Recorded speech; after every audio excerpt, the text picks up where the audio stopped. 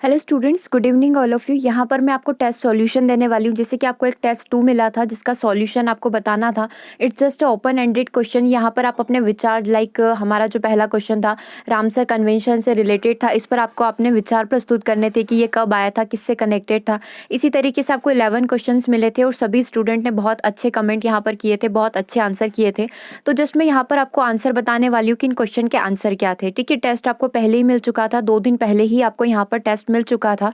तो सबसे पहले क्वेश्चन की बात करते हैं, या फिर क्वेश्चन को डिस्कस करने से पहले जिन भी स्टूडेंट्स ने ये वीडियो नहीं देखा है, जहाँ पर हमने सारे ही समिट्स होते हैं, जितने भी सम्मेलन होते हैं, जितने भी प्रोटोकॉल्स होते हैं, उनके बारे में डिस्कस किया है, तो अब बिल्कुल प्रीवियस प्लेलिस्ट जो हमारी बनी हुई है, प्लेलिस्ट पर जाकर विजिट करें। वहाँ पर मैंने सारे ही पर्यावरण सम्मेलन और प्रोटोकॉल्स होते हैं उनके बारे में डिस्कस किया हुआ है। ठीक है, तो आपकी सारे ही क्वेश्चन 11 ही क्वेश्चन वहाँ से क्लियर हो जाएंगे। फिर भी मैं यहाँ पर शॉर्ट में रिवाइज करवा रही हूँ। सारे स्टूडेंट्स को यहाँ पर पीडीएफ मिल चुका होगा, और जिन भी स्टूडेंट को पीडीएफ नहीं मिला एक बार मुझे मैसेज कर देना। तो देखो, स्टोरी कुछ इस तरीके थी।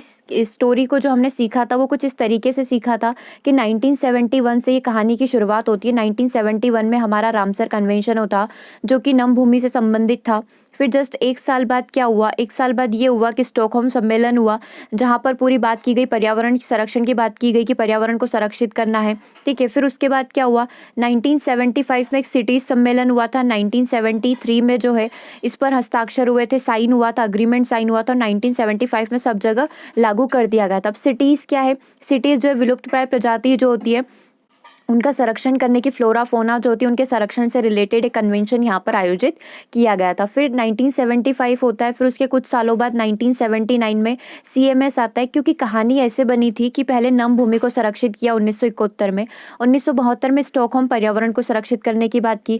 फिर 1975 में विलुप्त प्राय प्रजातियां जो लाइक फ्लोरा फोना जो है, जंगली प्रजातियां, पेड़ पौधे, ये विलुप्त हो रही थी, तो उनका संरक्षण किया गया। फिर 1979 में क्या हुआ, 1979 में जो बाहर से आ रही प्रवासी प्रजातियां हैं जो हमारे यहाँ पर आती है, उनका संरक्षण करना भी बहुत ज़्यादा आवश्यक है। तो 1979 में हमारा प्रवासी प्रजाति सम्मेलन और उससे रिलेटेड जितने भी कानून बने थे कि इन बाहर से आने वाली प्रजातियों की हमें क्या करनी है, रक्षा करनी है। ठीक है, कंजर्वेशन ऑफ माइग्रेटरी स्पीशीज इसका नाम है। फिर यहाँ पर कहानी खत्म नहीं होती है। 1982 में क्या होता है, जैसे कि आपको पता था कि 1972 में स्टॉकहोम सम्मेलन हुआ था, स्वीडन के स्टॉकहोम में सम्मेलन हुआ था। तो उसके जस्ट 10 साल बाद जो है यहाँ पर वापस से क्या किया गया, नैरोबी सम्मेलन हुआ, जहाँ पर इसकी वर्षगांठ मनाई गई। 1972 में जो स्टॉकहोम सम्मेलन पर्यावरण संरक्षण का था, उसकी यहाँ पर वर्षगांठ मनाई गई। ठीक है, 1982 तक ठीक था। 1985 में क्या हुआ, 1985 में हमारा वियना प्रोटोकॉल आया, जो कि ओजोन परत के संरक्षण की बात करता है। ठीक है, यहाँ तक भी ठीक है। फिर 1987 में वापस से मॉन्ट्रियल प्रोटोकॉल आया, जो कि कनाडा में हुआ था। क्योंकि वियना प्रोटोकॉल में क्या था, कोई भी कानून नहीं बनाया गया था, जस्ट एक बोल सकते हैं कि एक मीटिंग थी, जहाँ पर बात की गई थी कि हाँ, ओजोन परत का संरक्षण करना है।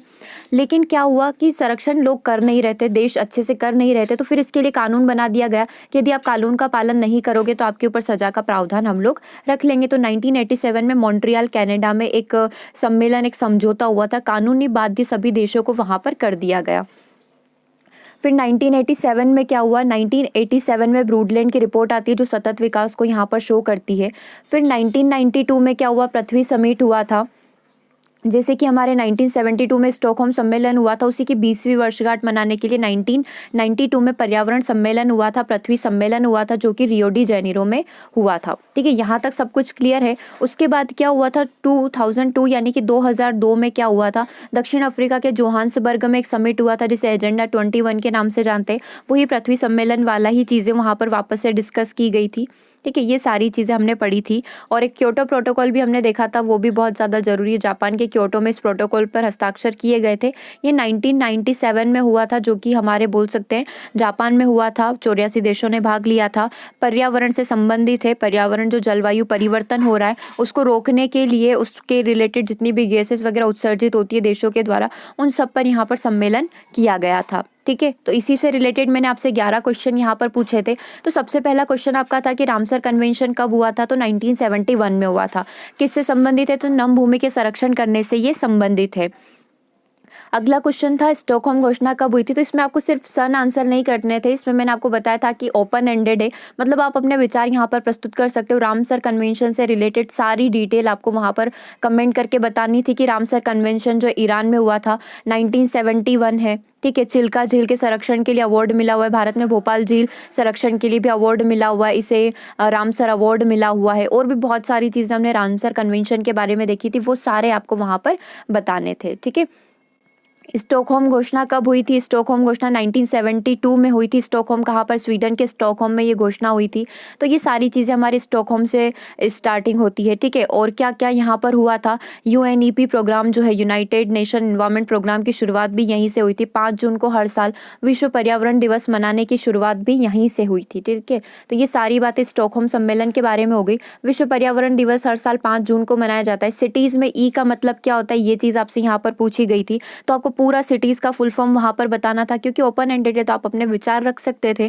Convention on international trade in endangered species in flora and फोना, ठीक है, ये इसका फुल फॉर्म है। तो ई का मतलब क्या हो जाएगा? एंडेंजर्ड हो जाएगा। एक बार और मैं बता रही हूँ, कन्वेंशन ऑन इंटरनेशनल, ठीक है, I for international, T for trade, यहाँ पर इन और ई मतलब endangered, S for species of wild flora and fauna, इन सब का क्या करना है? इन सब का हमें ध्यान रखना था, ठीक है। तो सिटीज़ की स्थापना कब हुई थी? अब आपसे ये पूछ लिया गया, तो अभी हम लोग देख कर आए कि सिटीज़ की स्थापना 1973 में हस्ताक्षर हुए थे, 1975 में इसको अप्लाई कर दिया गया था। अब अगला आपसे पूछा गया था कि प्रवासी प्रजाति सम्मेलन कब हुआ था? कन्वेंशन इसका बोला जाता है कंजर्वेशन ऑफ माइग्रेटरी स्पीशीज, कब हुआ था? ये कब हुआ था? 1979 में हुआ था, जहाँ पर प्रवासी प्रजातियों के सम्मेलन, प्रवासी प्रजातियों को संरक्षित करने की यहाँ पर बात हमसे की गई थी। अब आपसे अगेन सीएमएस का नाम पूछ लिया गया है कि सीएमएस का फुल फॉर्म क्या होता है? तो कन्वेंशन ऑफ माइग्रेटरी स्पीशीज, वही प्रवासी प्रजाति सम्मेलन इसका फुल फॉर्म है। नैरोबी घोषणा क्या है, इसके बारे में आपको बताना था। तो नैरोबी घोषणा क्या है? स्टॉकहोम सम्मेलन जो 1972 में हुआ था, उसकी वर्षगांठ मनाने के लिए नैरोबी सम्मेलन का आयोजन किया गया था, जो कि जस्ट 10 साल बाद 1982 में हुआ था। इसमें वही वर्षगांठ मनाई गई, वही सारे रूल्स रेगुलेशंस देखे गए जो 1972 में हमने पर्यावरण की सुरक्षा करने के लिए थे, और उसमें क्या क्या चेंजेस हुए और क्या क्या नए नियम बनाने की आवश्यकता है, ये सारी ही बातें डिस्कस की गई थी नैरोबी घोषणा के अंदर। अगला हम लोग बात करते हैं वियना सम्मेलन कब हुआ था? तो 1987 में 1985 में हमारा वियना सम्मेलन हुआ था, और उसके जस्ट 2 साल बाद हमारा मॉन्ट्रियल प्रोटोकॉल हुआ था। वियना सम्मेलन हमारे ओजोन परत के संरक्षण से रिलेटेड है, और 1987 में हमारा मॉन्ट्रियल प्रोटोकॉल हुआ था, जिसके लिए ओजोन परत के संरक्षण के लिए उसे कानूनी बाध्य यहाँ पर कर दिया गया था, ठीक है। तो ये वियना सम्मेलन का आपका आंसर हो गया, और आप इसमें ओजोन परत से रिलेटेड बता सकते थे। ओजोन परत जो है हमारे किस मंडल में पाई जाती है? समताप मंडल में पाई जाती है। सूर्य से आने वाली अल्ट्रावायलेट रेस से हमारी रक्षा करती है, ठीक है। इस तरीके के आंसर मैंने आप सभी से एक्सपेक्ट किए थे कि इस तरीके के आंसर आप करेंगे, क्योंकि हिंट आपको पहले ही दे दी गई थी कि ओपन एंडेड पेपर है, आप अपने विचार यहाँ पर रख सकते हो।